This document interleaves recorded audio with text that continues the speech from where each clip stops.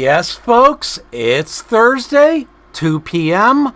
I'm Fred McMurray, which means this has to be...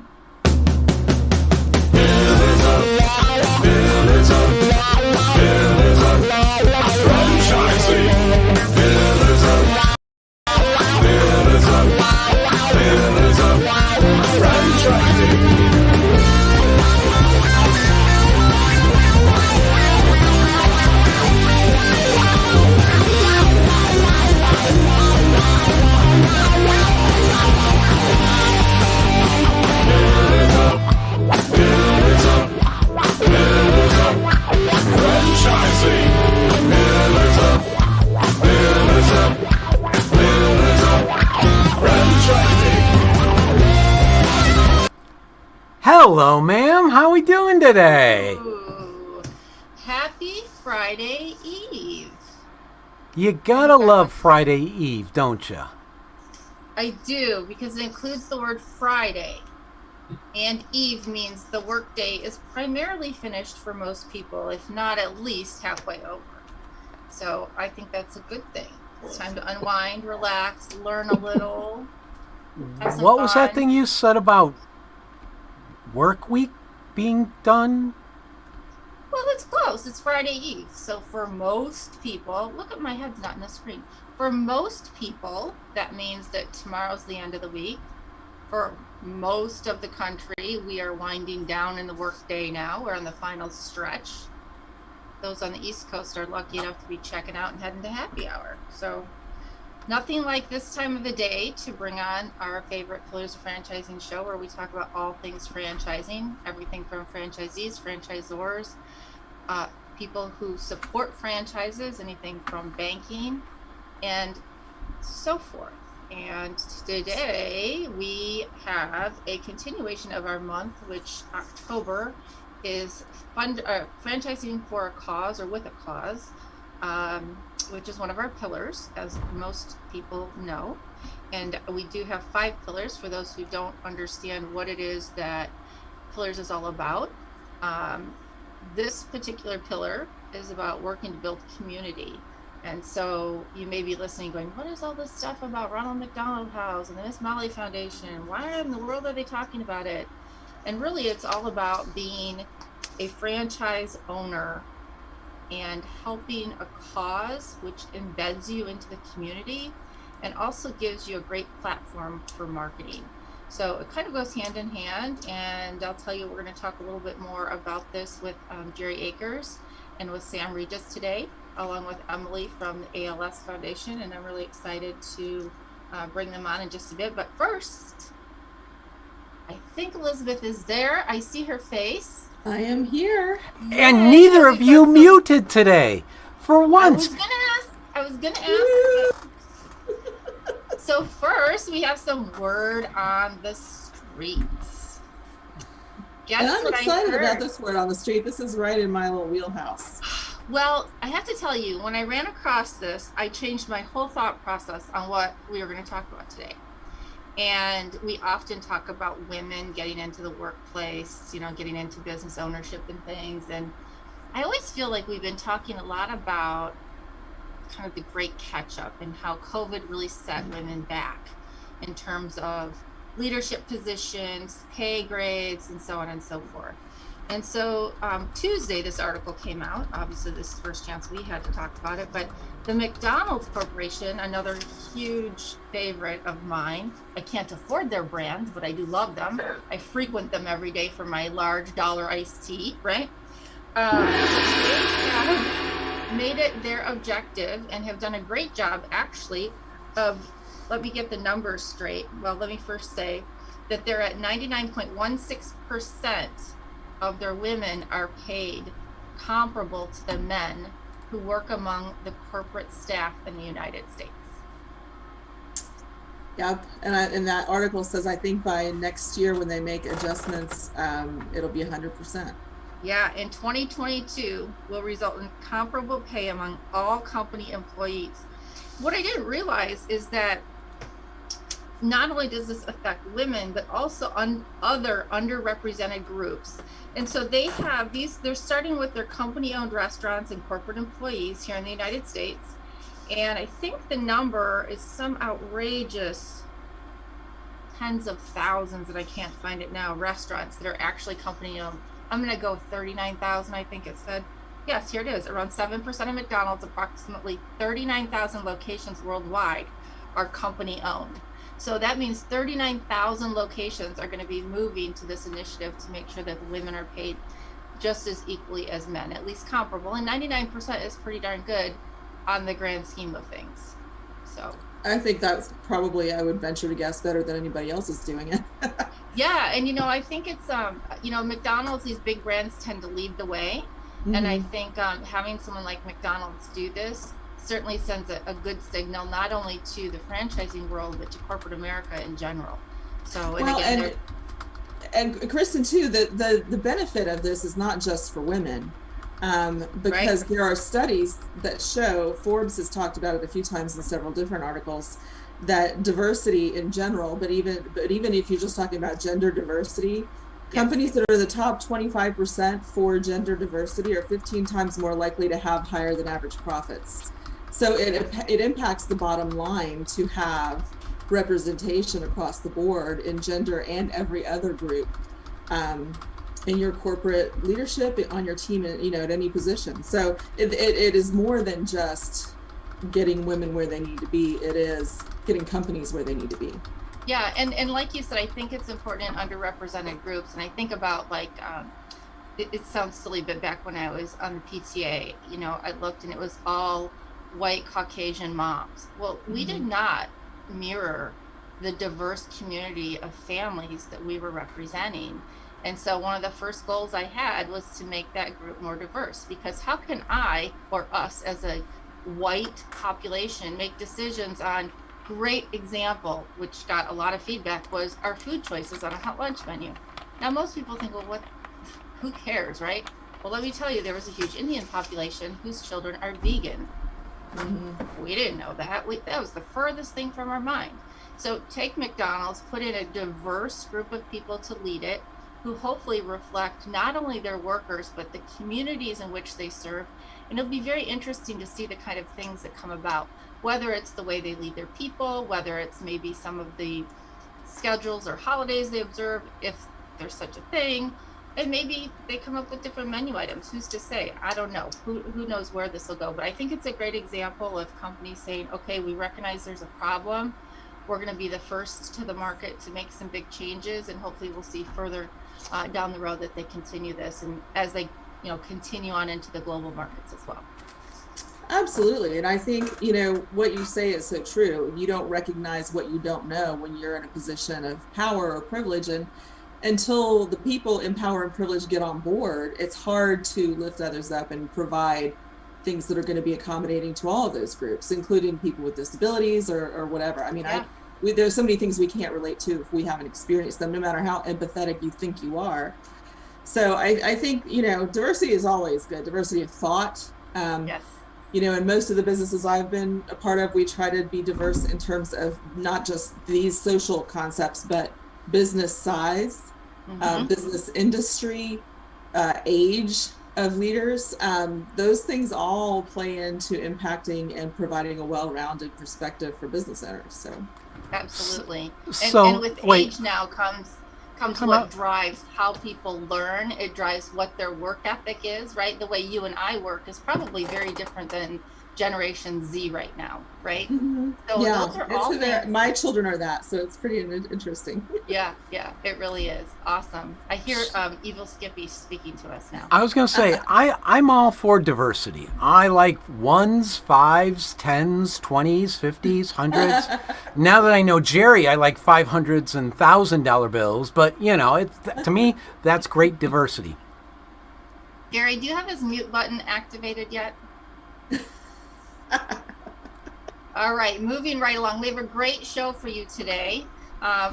Ray is going to join me here in a second. We're going to introduce our lovely Emily from ALS. One of my has been my favorite things to talk about when I was a young girl. I actually wrote an article an article. Got to get the English in order there, since that's what the article was for, on Lou Gehrig's disease. And now I don't hear much of it called Lou Gehrig's, right? They all call it ALS, which is a much smaller mouthful to say, so to speak, but I still know it as Lou Gehrig's. So hopefully we'll have Ray come in soon. And Elizabeth, what else have you got for us today?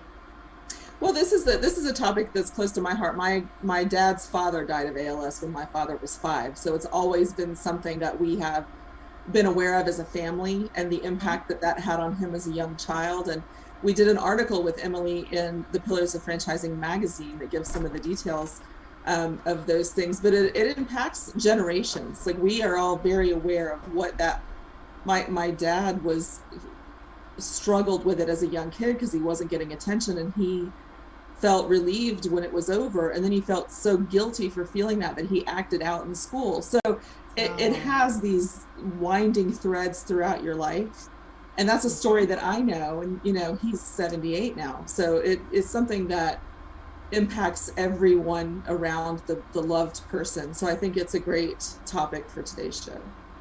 Awesome.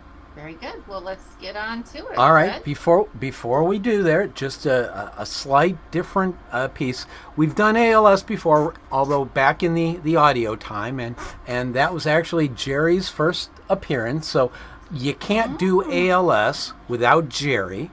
So we're gonna have Ray, and we're gonna have our guest Emily, and we're gonna have Jerry on screen and a special guest along with Jerry.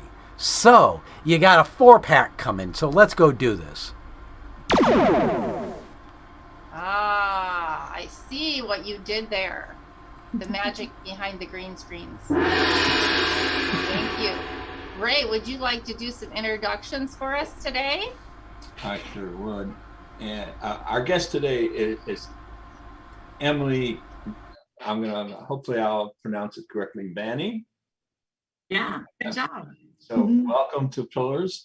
And Emily is the development director of the ALS Association in Iowa. Is that correct? Yes. So welcome to the show. Thank you. I think ALS would be the alternate thing I would do if it wasn't for domestic violence awareness. If that wasn't available in my area, I think I would definitely be heavily involved in that, because a very good friend of mine contracted that, and it was very sad to see, because she was very much involved in our church, and then to see her being wheeled in before she passed away. So I think probably for our audience, if you don't mind, Emily, can you explain what ALS is, and some people know it as Lou Gehrig's disease, and take it from there. Absolutely. Thank you, Ray. As Kristin mentioned earlier, a lot of people know ALS as Lou Gehrig's disease, but it kind of depends upon which generation of people that you talk to, because a lot of people recognize it now with the ALS Ice Bucket Challenge, which was in 2014. The social media phenomenon of everyone dumping ice water on their head to raise awareness and funds for the ALS Association, which really put our association as a whole on the map. It was a not really very well-known disease, and it still isn't amongst a lot of people. But really before that happened, it really was not very well known as to what ALS is.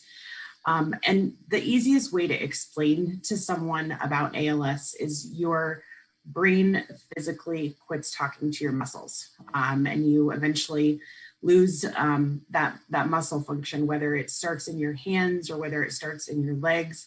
It just depends. And, when you talk to our care services staff, they talk a lot about when you see a case of ALS, you see one case of ALS, because every single one of them is different. It just depends upon where that disease, where it starts.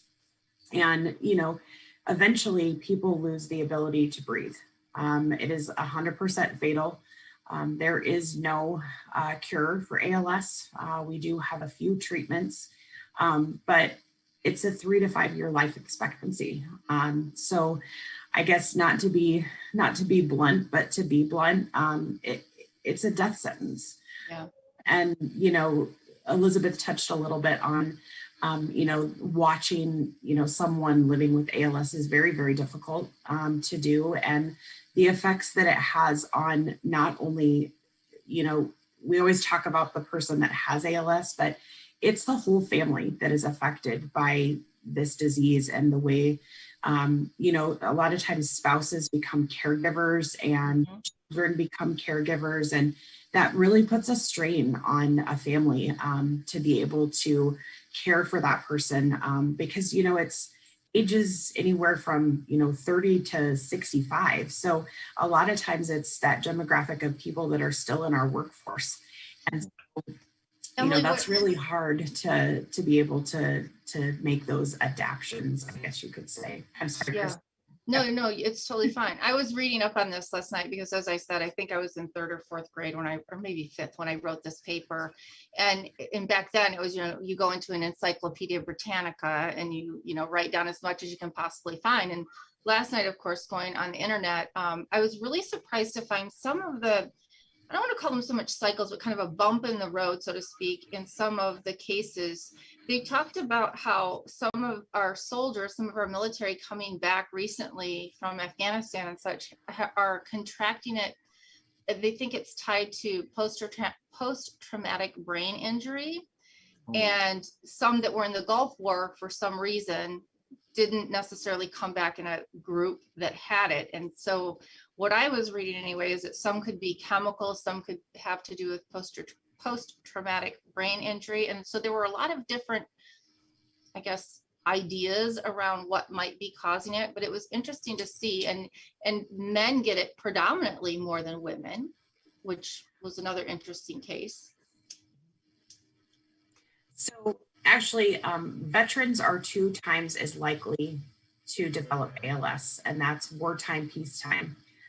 And we don't actually know the reasoning behind that. We just know that we work with the department or our advocacy efforts on Capitol Hill. We have an actual ALS registry where people get on and they can, you know, sign up, and it's asked tons and tons of questions. And what we're doing with that registry is we're trying to connect those dots. For example, we know that veterans are 2 times as likely to develop ALS, and that came from that registry.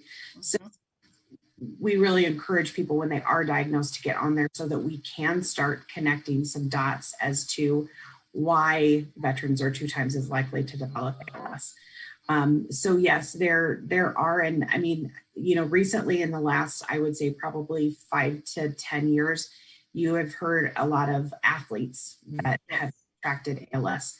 Now this is just me saying this, but, you know, I think you start to connect those dots too. And, you know, you think about, you know, before there was any type of, you know, regulation against helmet to helmet contact. And, you know, now we're looking at, you know, some of these people that they didn't have that, and some of the brain injuries that were caused from that helmet to helmet interaction.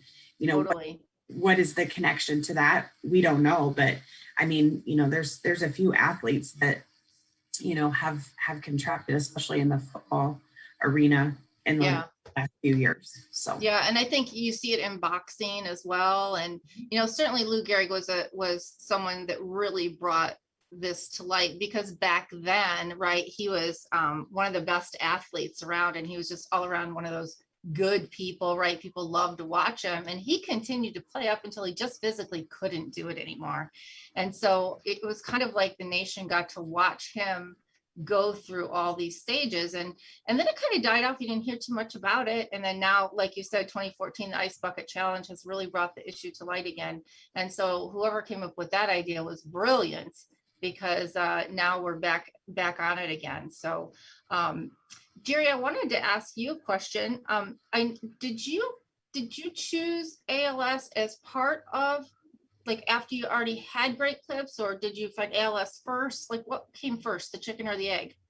Yeah, I spent 21 years being on the on-air supervisor for the Muscular Dystrophy Association Labor Day Telethon, the Jerry Lewis Labor Day Telethon. That's where I met Josh originally. He was working for MDA at the time. Sam and her sister Shelly grew up on stage there and got to know a lot of the not just older people but young people who came down with one of the diseases. And then ALS was one that touched our hearts. You know, I was in that age group, and we saw some people who had been vibrant in their life come through. And then, to be honest, when Josh was named the head of the ALS Association, we just expanded on our efforts to take that organization under our wing too. And as Sam came into our organization to run the operations side of it, that became part of her job to continue to expand on that. She and Emily met. It was like they were sisters or something like that. So that relationship has just continued to deepen, you know, and they talked about the Ice Bucket Challenge. I remember the first year that came out, I was on a Canadian fishing trip and got an ice bucket on me standing on the edge of the lake and on the dock. And our organization over the years has tried to one up ourselves every year. If our staff meets certain goals about, you know, how many donations they get and those kinds of things, they can ice bucket several of our management staff. And in order to get to me, they've got to, you know, get a lot of donations. And we've done those dumpings out of the top of trucks and off of, landing areas and Nice. all kinds of things. So we've really built a big thing out of it. That's awesome. Do you feel that supporting ALS has helped drive your business? And in what way would you say if it has? Well, you know, we've discovered a long time ago, Kristin, that when you support a nonprofit, especially one that deals with health, the people that are impacted by that recognize your efforts. And so we have gotten a lot of positive publicity, and I'll guarantee you we've got a lot of customers because, you know, in our case, they've got to get their haircut somewhere. Why wouldn't they get a haircut from somebody that is, you know, supporting their group? And that is, you know, marketing is great through that. We're using that as an ancillary part of what we do because the reason is just to support ALS and their goals and the things that they stand for. Excellent. Yeah, I think it really it sends a message to folks when they walk in and they see whether it's a coin jar there saying support ALS or your people are talking about it when they're getting a haircut. There's one thing I've noticed that no matter where I go to get my haircut, the hairdressers love to talk. So whether I'm learning about the person and the drama before me or something going on in the community or something like ALS, I'm always learning a little something through conversation there. So Sam, because you are so involved in this, I'm so excited that you're able to join us today too. We weren't sure if you'd be able to make it. And you're so involved in it. Can you tell me how you see having a charity available to your employees impacting them and their loyalty to your company, to your brand? Yeah, so I love the way that you put that because I think it's so important. You know, Dad mentioned the idea of connecting with our customers through being involved with things like this, but I think it's so important to identify how some involvement like this connects to our staff. And so one thing that I have learned is that especially these days when we talk about millennials, I am indeed one. When we talk about millennials and such, we know that we are employing people who want to be a part of something. We're employing people who want to be a part of something bigger than the job that they do every day, bigger than maybe what they went to school for or are licensed for and so on. And so our staff, I think, have really appreciated knowing that there's some sort of cause they can get behind. They learn through the process. I mean, I remember times where Emily and I would be presenting in meetings and our people would start asking questions about the disease itself and asking questions about, you know, so if we raise $30, what does $30 do for, you know, for the people that are suffering? And I think it's really important just to help people understand that even in your day-to-day life, you can find a way to touch other people. And so for us, yes, it's about raising funds and those kinds of things, but it's also about helping our people have an opportunity to be a part of something or helping some of our staff have an opportunity to realize what it's like to have a cause, like to find something like that important. And I think that's been really nice. And we've done so many different things with ALS over the years. And, you know, on this show, we talk frequently about how COVID is screwing everything up, but we definitely ran into a bit of a struggle with COVID and that sort of holding us back. And I know we've tried even this year to get back into the swing of things, but we've gone from the one-to-one fundraising with our customers in our salons, and we've done things like our day of caring, where our people have been able to go and help families with getting ready for the fall in their yards. And I think we had somebody mowing lawn one year, and we had somebody picking up leaves. And awesome. It's about giving them an opportunity that they might not be able to have themselves, or they might not be able to seek out themselves.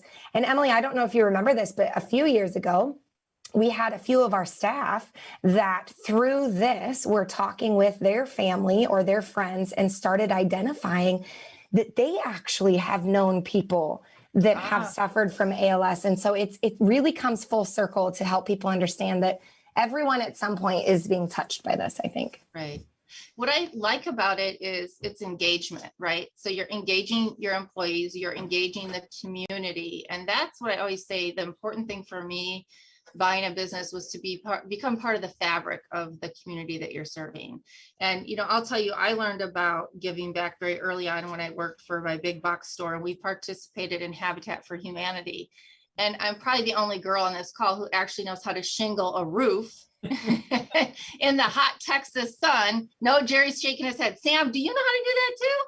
We did renovate houses when I was growing up. And actually, it's funny. I was the president of our Habitat for Humanity chapter at St. Ambrose University when I was in school. So I'm telling you, good people attract good people. So that's awesome.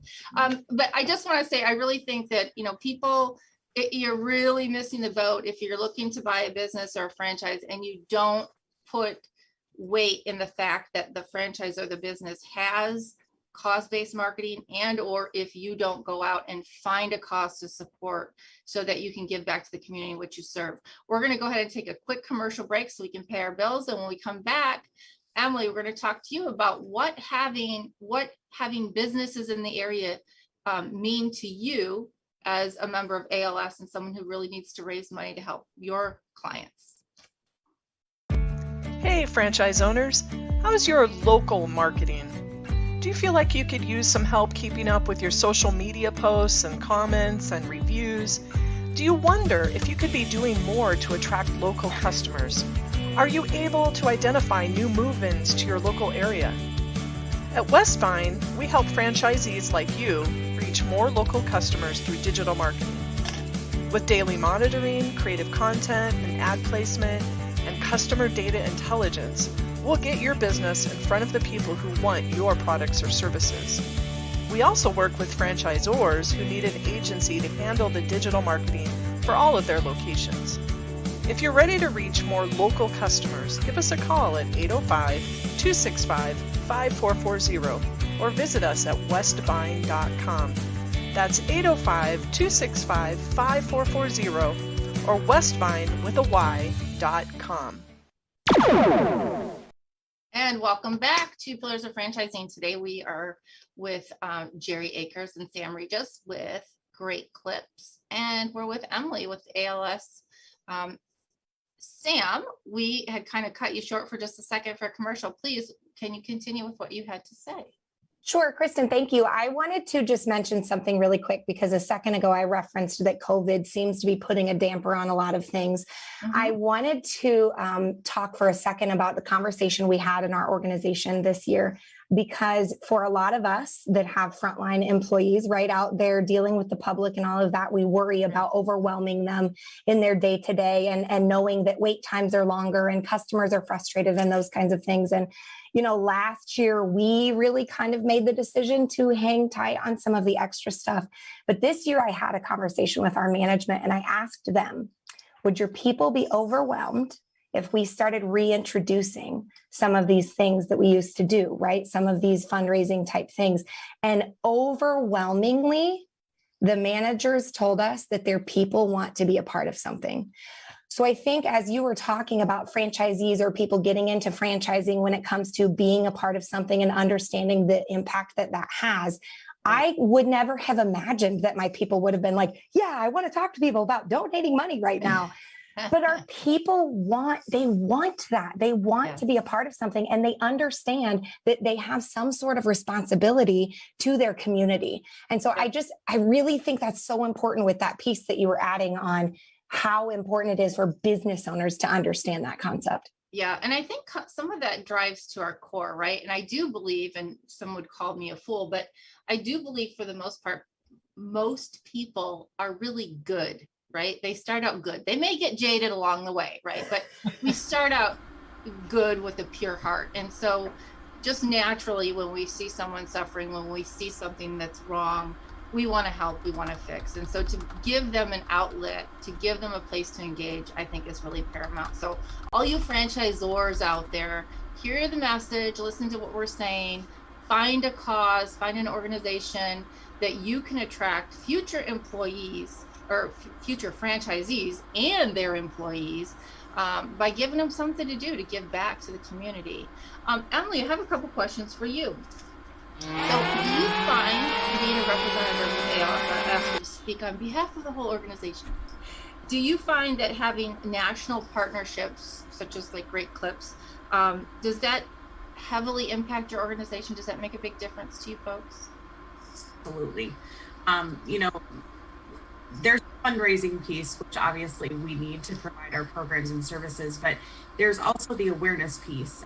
When I talked originally about, ALS is still not a very well-known, even though we are strides farther than where we were in 2014 from the Ice Bucket Challenge, there still is that, people still don't know what ALS is. So for us, national partnerships and the awareness that it throws out that, these corporations such as Great Clips are working with the ALS Association. Great Clips is a nationally known name. So for us, that nationally known name of Great Clips and ALS Association, that resonates for us to get that awareness, more of that awareness piece. Absolutely. Thank you. Ray, did you have any questions for Emily? I do. I think recently there was some inroads in ALS, and do you know what those are? Can you some breakthroughs in treatment? I know that the end result is not good, but it's prolonged life, I think, a little bit longer. Is that right? It was yes, you're correct. About 4 years ago, the FDA came up with a treatment that's called Radicava, which is to slow the progression of ALS down by 33%. But as I mentioned before, in talking about ALS, when you see one case of ALS, you see one case of ALS.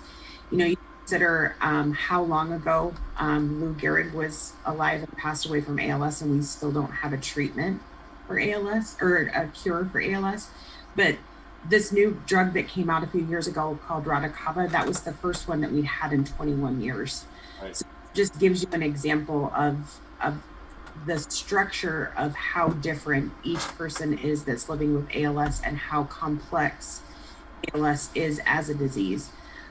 It's considered a rule-out disease. So a lot of times when people are diagnosed with ALS, they've probably been living with it for a few years before they're even diagnosed with ALS, because they're ruling everything else out that's remotely muscular type of, neurological, all of those things. They're ruling out Parkinson's, and they're ruling out, any type of other disease before they're going to diagnose someone with ALS.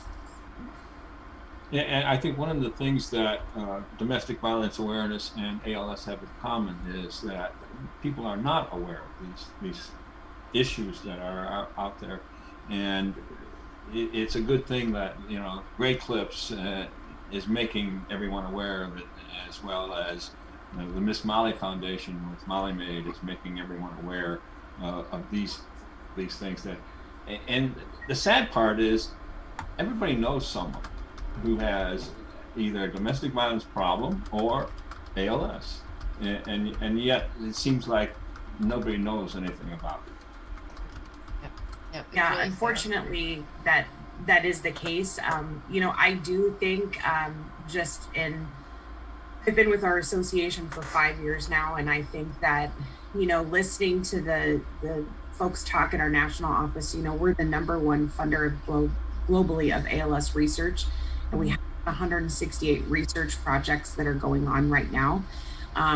So I hope someday that, Sam and I are putting together a customer donation program for another organization, and we've found a cure for ALS. I think that's just what she wants to do. If I called her and I said, "Hey, Sam, this is where I'm at now because we found a cure for ALS. This is what we're going to do next." She'd Yes. be on board. I agree with you because she is a mover and a shaker, and she loves doing things that are fun and worthwhile. The question you got to ask is, will Jerry let her go? That's the question. But if Sam and I both talk to Jerry about it, he says yes. No. Yes, and for those who can't see Jerry, he's turning a little beet red right now, but that's okay. So, Emily, tell us, if other people out there want to get involved and help ALS, how do they go about doing that? It's very, very simple. We have a lot of chapters. Not every state has an actual chapter within their state. Sometimes they're sectioned together. Just to give you an example, we're the Iowa chapter, but to the north of us, it's the Minnesota, North Dakota, South Dakota chapter. They're all one chapter together. Reach out to your local chapter. We're always sharing as different chapters. So, for example, if there's, grape clips, there's grape clips in your area, and reach out to Jerry and Sam. I mean, they know how to do it. And, their employees get behind it, and they do because, Jerry and Sam are passionate about it, and all of their staff is passionate about it. And they empower them to be involved in the community. And I think that's the biggest thing, is that if you can have that type of environment created within your organization, it just makes it so much easier for whatever organization that you're wanting to support, whether it be ALS or whether it be, as Ray mentioned, domestic violence or, Sure. whatever you're passionate about within your organization. Any nonprofit's always ready to jump in and help and create something from Excellent. the ground up. I mean, Sam is the champion with Great Clips, with so many locations that you have. If you were to send a message to your Great Clips partners out there about getting involved in ALS, what would you tell them today? I would say that the ALS organization, as we've been working with them, has been absolutely incredible as a partner. And, when you're looking for an organization to get involved in, you don't want to be in it alone. And so that's the experience that we have had. Is I think there are sometimes people that try and get in contact with organizations because they have somebody that's really touched by them, and then they really struggle. I mean, they find a lot of roadblocks where they can't quite get the message through, or they can't quite accomplish what they're accomplishing. And Emily and I certainly, and this is a lot to do with Emily too, of course, like as a human, but Emily and I certainly, we work together on this project. I mean, I come up with ideas, she comes up with ideas, we put them together, and it's really a partnership. And I can only imagine that that's something that's throughout the organization, right? I mean, Emily is an amazing human, and I know she will help anybody that were to be in touch with someone maybe with Great Clips or some other organization that's looking to get involved, because we kind of created some of this, we kind of originated some of this project with ALS, with our one-to-one fundraising program. So we'd be happy to share it with anybody that's interested, and we'll share those ice buckets, whether it's the actual ice in the bucket or the papers for the window. We'll share either way. Emily, tell us how somebody would get a hold of you, or the national office. What's the best way to get a hold of you? I'll obviously have it all posted on our website today, but how would you like them to get in touch with you? Yeah, I mean, honestly, email is the best way, or pick up the phone and call me. I, work from home now, so I love talking to people. I love talking to people before, but now it's a little more not so frequently. So I haven't seen Sam in like 4 years, but it's really not been that long. But yes, reach out to me. I'm, Emily at alsaiowa.org. And honestly, too, like I said, we all work so well together as a national organization. We work with other chapters. So, reach out to me and I'm happy to connect you with whoever's in your area if you're interested in partnering with ALS. And just real quick to piggyback off what Sam said, you really do need to make it a partnership. And when you do make it a partnership, it makes everybody feel like they're part of something bigger than what they are. And I think a lot of that has to do with the environment that's created within an organization. Walk into any manager meeting and, I feel like I'm walking into a family meeting because they're just like, Emily, like they've known me for 25 years. So it is just becoming a partnership with the people and really building that relationship. That's awesome. That's awesome. And Sam, thank you again for all the great work you do on behalf of, I'll call him Jerry, not Dad, Jerry's organization, the family organization. I think it's great. And as a young leader in that group, I can't wait to see the fantastic things that you and your siblings do as Jerry goes off into the sunset and relaxes at the lake. I can't wait to see what you guys do with the place. So not that we're retiring you early, Jerry. We just know we're going to get you really busy doing other stuff and they're going to be in charge before you know it. They will do amazing. Yeah. So ladies, thank you so much for your philanthropy and sharing your stories. And Fred, where are you taking me now? Well, I just want to point out something that I think you just referenced a totally different not-for-profit when you said Jerry's Kids. Never mind. I did. That was, what do they call that? Not a sniglet. I don't know what that's called. Oh, wow. Somebody's got to. Somebody's got to be Homer Simpson here. That's me. So let's take it to Elizabeth for a commercial. All right. We want to say thank you so much to Emily, Vanni, Sam Regis, and Jerry Akers for giving us some information about ALS and how we can contribute and make a difference in the world, especially if you are in franchising and would like to do something like that. If you have any questions or comments, please feel free to call us. This is a call-in show, so we would like to encourage you to do so. The number is 323-580-5755. Up next, Dave is off this week, so we are going to go to Jerry and Kristin in just a minute and learn all about franchising questions that are common to people looking to buy. One of them, which is what you can do with a franchise that you can't do on your own. So what would be the benefit of having that system behind you? So stay tuned for Jerry and Kristin. And there we are. And there we Jerry, were. your head is missing. I'm cut in half. Fred's been No, wanting and to you're do that wearing for some Sam's shirt. time. I mean, you're wearing Emily's shirt on your head. I know. It's That like they looks kinda mixed crazy. Emily and I. That's a crazy thing. Yeah, it is.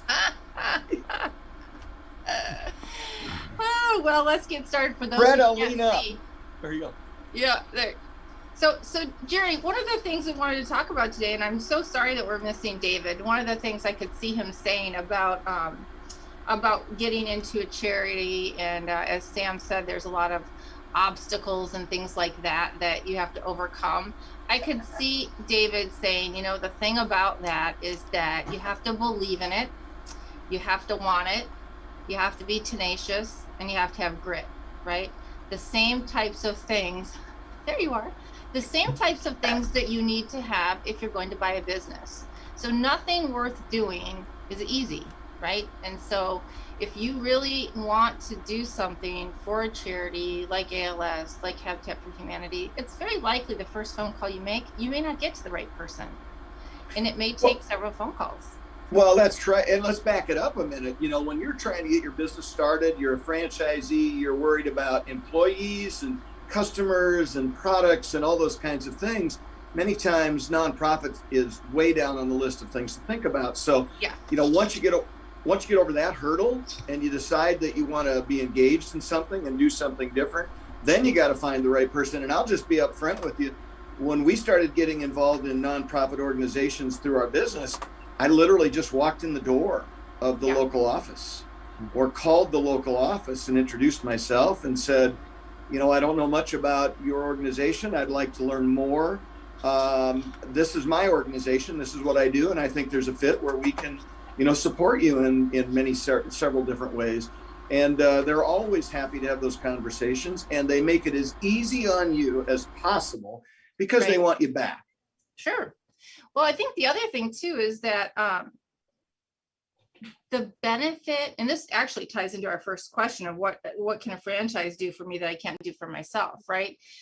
Some of these franchisors, if they have a charity or a cause ready for you, you don't have to think about it. Like with Ms. Molly, I signed up right when I started. It was part of what I did in the initial setting, because I knew as a new business owner, I'm worried about break even. I'm not worried about non-for-profits. That's the last thing I'm worried about. But I knew it was the right thing to do. So you could start with a dime a clean. You can start with a nickel a clean, just something to get you engaged in the process. And I think that's one thing that a franchise can do that if you're off on your own, you can't. It's unlikely. Well, yeah, we had Jim Petrovich on, I think it was last week, to talk about his Great Clips organization being involved with Ronald McDonald House, and that's kind of a national thing. Right. So to your point, many franchisors have those relationships with some organization already, and they send you the stuff. You just incorporate it into what you're doing. You don't have to think about it. You don't have to do a whole lot. It's just very easy. And then many franchisors give you the opportunity, even if they've got a national thing that they're working on, to do extra things. And, many people don't think about it, but if you're a retail organization, taking money for something like that is a hurdle. There literally has to be a button on your POS system designated for that. And anytime you're in the IT world, getting all that stuff in place is a real thing. Many corporations have to sign off on what charities you're putting under your umbrella and using their name to help back up, because when you buy a franchise, you're buying the name and you're representative of it. So there are some small hurdles, but hurdles nonetheless that you need to work through. But for us, and I think most people that take the time to do it, it is first off, from a heart standpoint, from culture standpoint, from leadership standpoint, as David likes to talk about, these things are the right things to do. Yep, that's absolutely the right things to do. And then if you start thinking about it from a community image and a PR and a marketing side of it, all of that is just bonus on top of doing the right things. So it's really easy to convince yourself to do this once you start learning the ins and outs of it. Absolutely. And I think when we get out of what we used to call the warm fuzzy stuff, right, and we get into the brass tacks of what can a franchise do for me that I can't do for myself, quite frankly, when you're in a franchise system, what do you think in terms of mistakes being made if you got on your own versus mistakes being made in a franchise system? Well, Kristin, if you're in a franchise system and you're not the first franchisee, which very seldom will you be, they've already made mistakes and they share those with you, and you never have to go through those again, unless, of course, you choose to, and you go down that path and end up making the same mistake. But the fact is, if you were to open your own business, you're going to make all of those mistakes by yourself. And not only do you make them because you have no history where people can warn you about them, but you have nobody to help you get through the issues that come up from making that mistake. And frankly, some of those mistakes can be death defying for your business. It could be the end of your business. So when you join a franchise system, they've worked many of the bugs out. They share all that with you. Not only does corporate share all that stuff with you, but you have a community of franchisees around you that are always sharing best practices. And frankly, most of them don't have that much ego involved. So they share their mistakes with you. And many times they'll reach out and say, hey, I screwed up. Here's what I'm trying to figure out. And they'll have 6 or 8 or 10 franchisees jump on that thread and share some thoughts. Maybe somebody else has made the mistake and you can learn from it, or you brainstorm together. You do not have that when you open your own business as a solo practitioner. Yeah, totally. And it's interesting because we have a chat board like that too. And I remember we've had a couple of new people, Ray may even recall as we've gone through the years together, a couple of new people come in and, the first thing to do is I already know how to do this. I'm going to do it my way. And I sit there and I laugh to myself thinking, okay, well, I got to tell you, you're going to learn really fast. And you know what? Those businesses aren't they've been sold. Yeah. They're gone. They're gone. 3 of them I bought. Yeah. So, and really because they didn't listen. And Look, Kristin, I'm a long time, many year validator for Great Clips. And for those of our listeners that don't know what that is, that means if you're a potential franchisee, corporate will give you a list of existing franchisees. You can choose 2 or 3 or 4 of them to call and just ask questions of to see if it's a good fit, if we do it over again, if we had the chance, those kinds of things. Yep. And I never forget, a few years ago, I had a gentleman call, and as we kind of went through the progression of different questions, he brought up a marketing question, which is one of my fortes. And I started talking about it, and he goes, wait, time out. I don't need to know anything else about marketing, just this one question, because I've got an MBA in marketing from some prestigious university. And he asked me what I thought about it. And I said, I want to congratulate you. That's a lot of money and a lot of time and effort. And you've achieved something. If you decide to become a franchisee, the first action you need to take is to take that degree and put it at the bottom of your desk drawer, cover it up, and forget virtually everything you learned in college, because out here, most of it won't work, or you won't have the money to do it, or whatever the case might be. And the corporation that you've bought a franchise from, as well as the franchisees doing what you are going to be doing, have far more information about things that work and how they work and the easiest way to implement them than you would ever learn in a college class or 4 to 5, 6 years of college education. So, and I think that's what we're all talking about, right? And this is a good point to interrupt. I want to just say, to the listeners, we want your involvement. We as people that are trying to help franchisees and potential franchisees are here for you. That's right. We all have other things we can be doing, and we're here to try and help you out. And there's a phone number you can call. So I'm going to give it to you. If you got a way to write it down or something, now's the chance to do it. So if you want to ask a question, if you want to make a comment, if you want to get somebody on this end involved in a conversation with you, call this number. It's 323-580-5755. That's 323-580-5755. And you'll have a chance to get into the green room and get on here and ask a question or have a conversation, and we'll help you with whatever your concern is. So don't miss the chance to tap into experienced people who have been involved in the franchise world for a long time, and maybe we can help you out.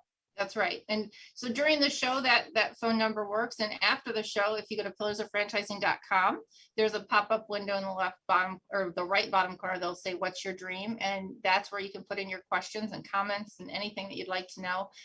We do all kinds of mentoring and consultation and help you buy franchises. So anything you want to know. The great thing about Pillars, if you haven't figured it out yet, is that you have an array.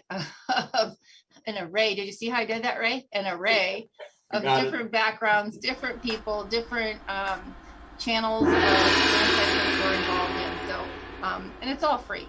So what the heck? So here's my next question for you. How about if I were to be directed or suggested or want to buy a franchise, but I don't really have any industry knowledge? What happens if I want a franchise and I don't know a thing about cars, but I hear I can make good money in a car automotive segment? Well, first thing I would do in that case, Kristin, is call the franchisor. Have that conversation with somebody in their development department, because every franchisor is going to have different expectations. They will have been asked that question 1,000 times, so they'll already have a great explanation, maybe even some collateral they can email out. The real fact of the matter is, and you brought up cars, there may be some car repair franchises where they would prefer you do have auto experience. Sure. Others, I won't name any, but there's others you would have to have no experience in automobile repairs or maintenance or any of those kinds of things, because you are the business side of the business. You're going to hire experts that take care of all of that. I share all the time. I'm in hair with Great Clips. I'm in, back care and health care with the Joint Chiropractic. I cannot cut hair. People don't let me near sharp instruments. I absolutely cannot adjust your back, and you would not want me to. Yes. However, I run very successful organizations on both sides because I don't try and tell my hairstylists or my chiropractors how to do what they spend a lot of time and money learning to do and getting licensed to do. That's right. And my agreement with them is, please don't spend a lot of time trying to tell me how to run the business side, because I probably have a little more experience in that than you. So for our listeners, do not even consider the fact that you may need to have experience. First, call the franchisor, share your thoughts, let them walk you through that, because I will tell you, many franchisees who have experience in the field that they buy a license in forget that they bought it to run it. Yes. And they want to go out and get their hands dirty. Mm-hmm. And they want to do things in that franchise which they may not be qualified to do, or the business suffers because they're doing that instead of things that they ought to be doing in the office. Instead of the marketing, right? Instead of marketing and managing the money, they're out building a fence. That's right. Absolutely. And I will share with you, in many franchised fields that I've been involved in over the years, the most successful franchisees have zero knowledge on the technical side of whatever they represent. The least successful I've run into had tremendous knowledge on the technical side and didn't spend enough time doing what they bought it for, the franchise for. And the other thing I would add is they try and reinvent the franchise. So instead of building their own so they could do it their own way, they pay thousands and thousands of dollars to buy a franchise where you're buying the rights to use their system. And then they try and change the system. Right. And the system is successful and you spend a lot of money for it. Just do it. Yeah. Just do what you bought. And I think if David were here, I think it's funny because we're kind of channeling David, and I hope he listens to this going, what, do you even need me now? Right?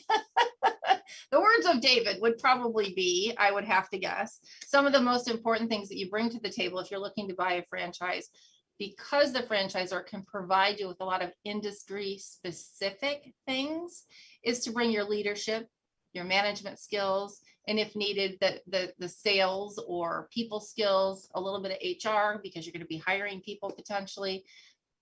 But you don't, so I own a cleaning company and my girls do a great job, but I have a disastrous house because I have 3 kids and 3 dogs and I don't clean. I hate cleaning my own house.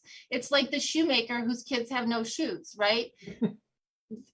I didn't buy a cleaning company so that I could be professional in cleaning a house. I can tell you how to do it, but if you think I'm going to do it for you, my back's too bad for that, right? And so it's really, are you buying yourself a job? Is that what the goal is? Or are you buying yourself, an income without having to break your back, without having to do that type of work, right? We've talked about that. Yeah. And Kristin, one of the beauties of the franchise world is there are franchises out there where you can buy a job. Sure. If you want to be a sole practitioner, but you want training and you want support, some of those kinds of things, they're out there for you. Absolutely. On the other hand, if you want to know nothing about the specifics of the industry, but you have, drive and determination and leadership and some financial wherewithal and those kinds of things, you can buy a business and you can spin that off into multiple locations. We cover 2 states, possibly 3 states before long. And again, we don't cut hair. So the fact is, you can have either end of that spectrum if you choose, but you'll never get anywhere if you don't make that first phone call to check in franchising, or buy an Entrepreneur magazine when they rank the top 500 franchises every year, and where they break it down into segments, and just spend some time reading and studying it. And by the way, the simplest way to learn about franchising is A, to listen to the show, and B, reach out to the people on this show to help explain some of it to you and answer your questions. So don't miss those opportunities. If you've ever thought about it, now's an amazing time to consider it and get into it. Yeah, and you could even fill out the what's your dream form, and David and I can help you research what particular models need industry expertise versus no industry expertise. So we'd love to help you. Again, that's at pillarsoffranchising.com. And it looks like we're going to go to Elizabeth now. Jerry, thank you again so much. We got a lot of time together today. This is a bonus day. It was great. Thanks, Kristin. I miss David, but it's good to use some of his time. I know. Thank you so much. So I got a comment here, and Jerry made me think of this. You know what other industry you can get into and have no knowledge whatsoever and still make tens of millions of dollars? The zombie industry? No. Congress. Okay, now moving on. Yes, that's better. Now we'll go to Elizabeth. Now that we've been able to get a politically incorrect comment in there, I'm happy. Oh, Lord. Oh, that's funny. Well, we want to thank all of the guests today. It's been a very enlightening show. I think it was a great conversation. Next week, tune in for Ron Feldman of Apple Pie Capital. He's going to talk to us about some funding things. Should be another great show to round out October. Also, don't forget to log on to pillarsoffranchising.com. Fill out our form that says your dream starts here. You can sign up to be a guest if you're in the franchising world. If you're seeking to be in the franchising world, you can sign up for more information on getting a mentor to help you through that process. And if you are looking to get your name out there as a franchisor or a franchise professional, reach out to I Want to Be a Sponsor on that form, and we can get you hooked up with some publicity and some marketing through the Pillars of Franchising as we continue to grow. You might have noticed our team has grown, our channels are growing, so stay tuned. This is a great place to help get the word out. Kristin. Absolutely. Thank you for that. And already we're working on the December digital magazine. I'm super excited about that. So before you know it, I'm already thinking we're in November because we've been talking so much about December. Well, it's going by so darn fast. It is. I can't believe it. But let's just move along to 2022 is what I'm thinking. So again, we want to thank Emily Vanni for being on the show, as well as Sam Regis with great clips. And as always, we'd like you to share and comment on this episode. And as always, thank you to Ray, Pillar, David Kajganich, and Jerry. David, you're always in our thoughts, even if you're not here. And also, a big thank you to Fred for being the evil Skippy behind the cameras. I am Kristin Selmeczy, your $4 million mentor, along with Jerry, Ray, and David. And we wish you a great week. And just remember that this has been Pillars of Franchising, and the dream starts here.